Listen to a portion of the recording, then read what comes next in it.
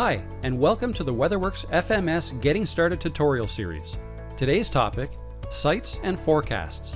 Are you ready? Let's get started. We'll begin with the sites page.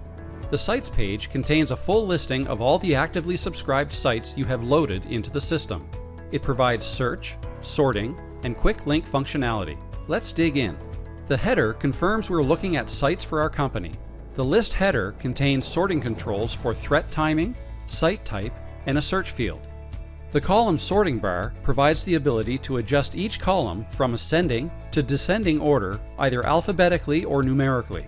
You can sort the site name, state, city, zip code, and threat columns.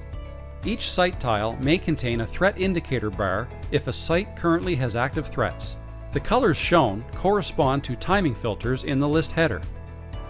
Site name, state, city, zip code, latitude and longitude coordinate, threat count, threat detail, and forecast buttons are also present.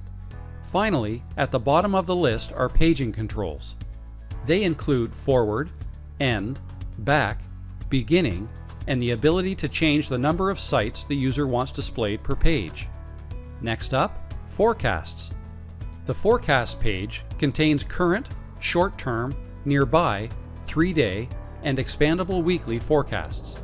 It also includes a local, regional, and US-based map module.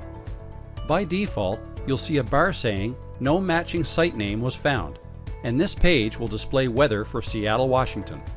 If you allowed the app to track your location, you would see weather relevant to the automatically detected location. What's not immediately apparent on this page is that the search field in the header provides the ability to customize the output of the forecasts page. You can enter a city, state combination, zip code, or site name, then press enter and you'll get a real-time forecast specific to your needs. We hope you enjoyed this tutorial, and we look forward to seeing you in the next one.